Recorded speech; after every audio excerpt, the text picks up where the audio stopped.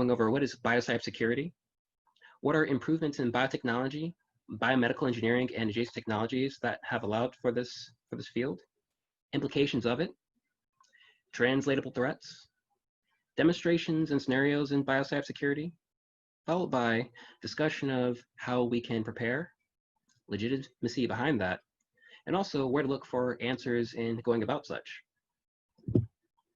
Now, what is biocybersecurity? Well, it's a hybrid discipline, and it's alternatively called cyber biosecurity by Colorado State University's Pakud Lab. This is an emerging hybridized discipline at the interface of cybersecurity, cyber-physical security, and biosecurity. It is defined as understanding the vulnerabilities to unwanted surveillance, intrusions, malicious and harmful activities, which can occur within or at the interfaces of commingled life and medical sciences, cyber-physical, supply chain, and infrastructure systems, and developing and instituting measures to prevent, protect against, mitigate, investigate, and attribute such threats as it pertains to security, competitiveness, and resilience. This is all from the paper Cyber Biosecurity, an emerging new discipline to help safeguard the bioeconomy. I highlight the term biocybersecurity just due to the central importance of biology and how it's helping to change exactly how we see cybersecurity, as you'll eventually see. Now, what's allowed for this discipline to develop is all these improvements in biotechnology, biomedical engineering, and adjacent technologies. We have cheap and efficient gene sequencing, in a sense, a bio to digital conversion. I mean, you can definitely do so, vice versa. Digitalization of medical records, biometric authentication, think your fingerprints, like your face scans, retinas, etc. We have biocomputing. Various companies are looking into how we can essentially do computing from cellular components and learn from aspects of nature and how we can improve our computing through what we call biomimicry. We also have improved and improving brain-computer interfaces, which allow us to translate our thoughts into action with prosthetics or just immediately to our screen. I imagine that many of you have heard about Elon Musk's Neuralink and Facebook's and Apple's competitors, which are soon on the way. We have sophisticated medical implants everywhere, and they're getting better and better. And some, there's question of improving like IoT integration, which is debatable. We have powerful smartphones and lab automation. You can actually automate a lot of lab activities from several scripts from your phone. We're there, and it's great. There's telehealth options aided by OTG add-ons such as otoscopes and more. It's so much easier these days to be able to meet and talk with the doctor without actually having to be there in person for some procedures, which is great. There's also gene modification tools that become cheaper and more accessible.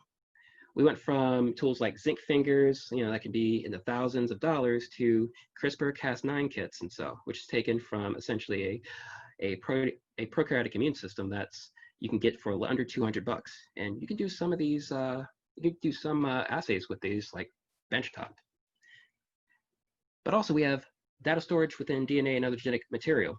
More than a decade ago, there's see, you raised a hand. Oh, let me let's see.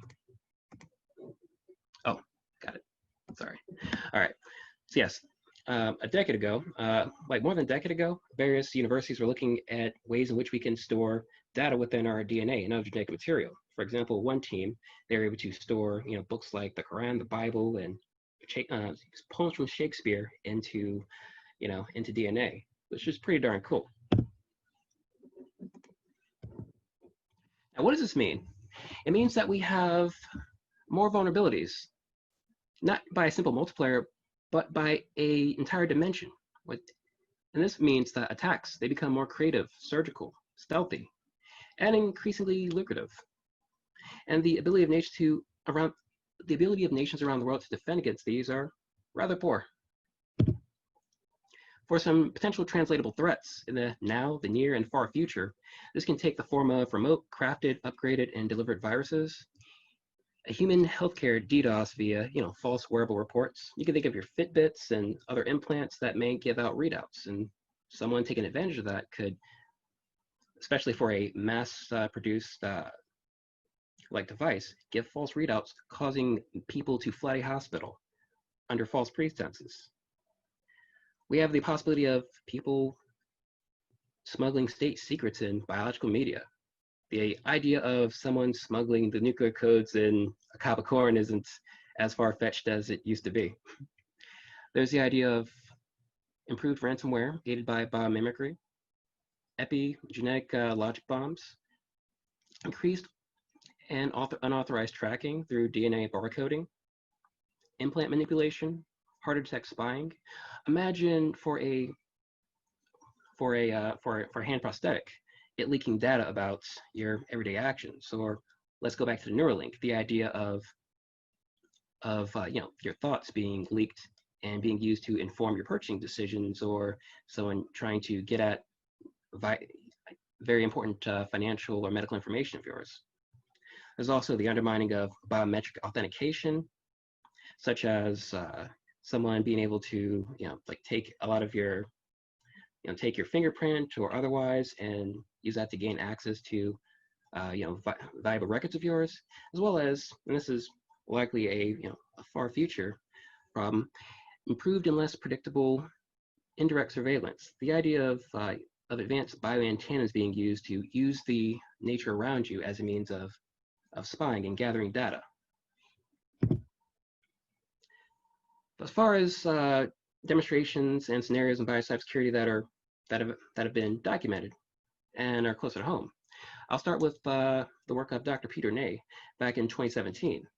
His team designed synthetic DNA with encoded malware that successfully compromised a gene sequencing unit through a remote code execution after the DNA was processed by a gene sequencer.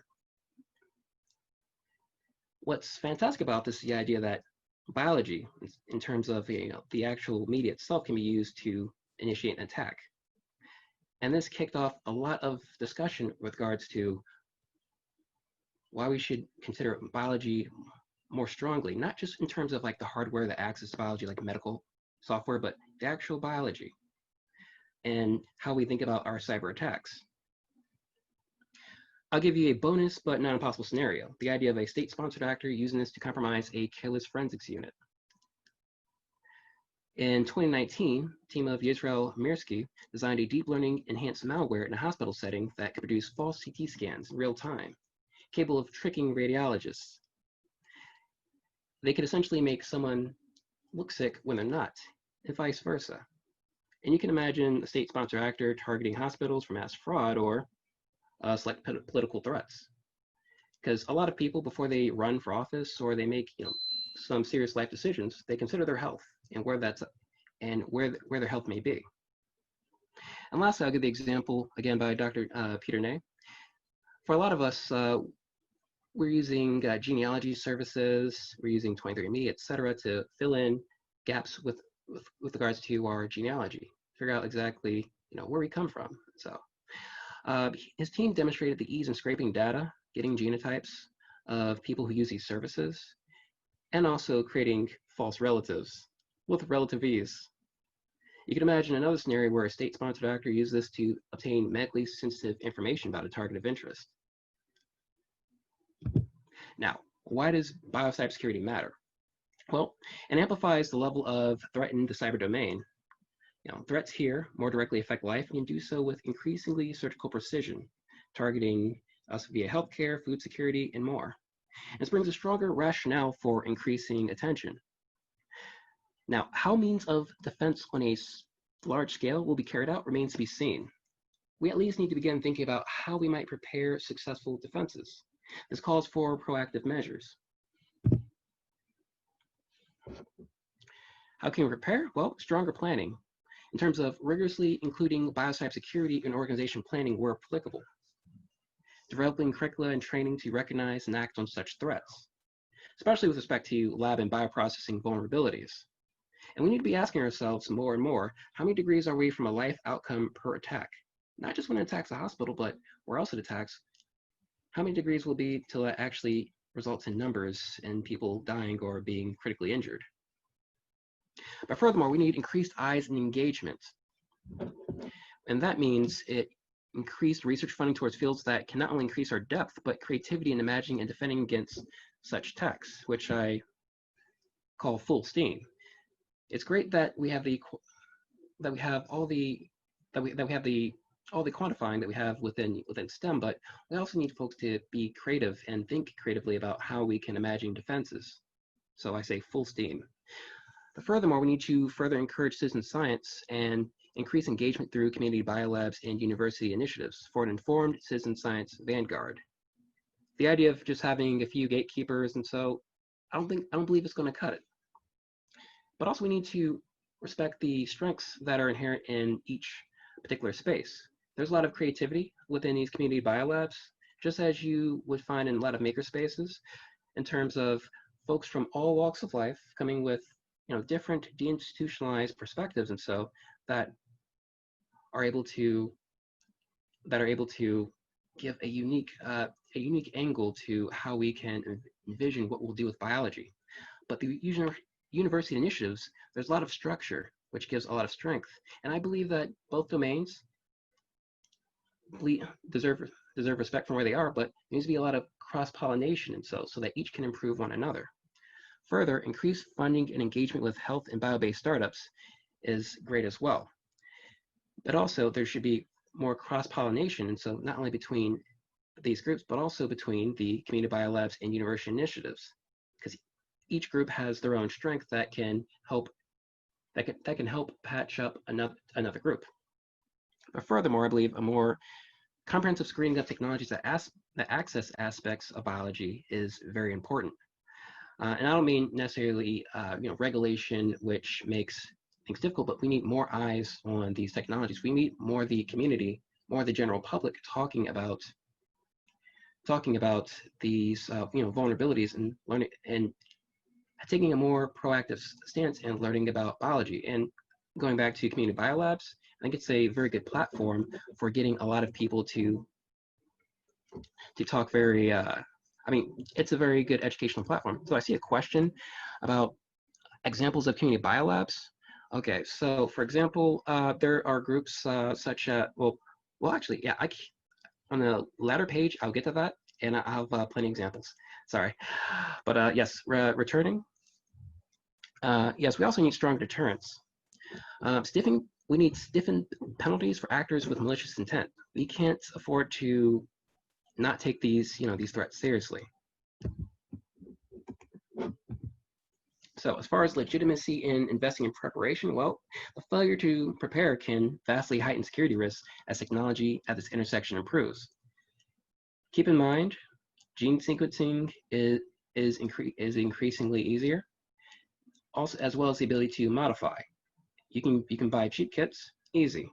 If it's this accessible, we need to be informing the public more about this, but also increasing our investment so that people can learn about how we can counteract and be aware of how these may be used. Failure to prepare can also generate greater uncertainty and hysteria with each novel attack. And going back again, talking about how we're adding another dimension of attacks. Well, there's a lot of creativity that can be employed. We want to avoid this spot where we'll be faced with so many novel types of attacks.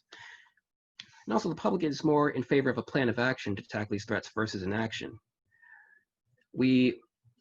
Our governing authorities should definitely be proactive so as to protect not only constituents, but also encourage their constituents to want to protect them and encourage continuity. Lastly, our ability to respond is greatly strengthened through increased expertise sharing, creativity, and the ability to identify threats. Otherwise, we're left open to a less certain defense. Now, where to go for insight? There's, I offer 3 options, but I encourage all 3. First, security and bioart conferences, which was my entry. My entry was Hackers on Planet Earth. There's also like DEF CON, especially the biohacking village. Please come through. There's art conferences that fuse both bio and art, such as Biofabricate. There's Dynacon, which takes a more naturalist approach in terms of what can we get from nature without bringing so much into it. And also there's the Global Community Bio Summit, which brings together so many of these community bio labs. And for more information, I'd recommend going to biosummit.org. There you'll find information on so many different community biolabs across the world that are working on different aspects of biology. Some purely in art, some looking at security, some looking at implants, some looking at just synthetic biology, all across the board. And many are engaged in university and industry partnerships. Examples of those stateside are BioCurious, which is in Santa Clara. You have Counterculture, which is in Oakland. You have GenSpace in New York City. You have Boston Underground Science Space in Maryland, and you have BioBlaze in Illinois.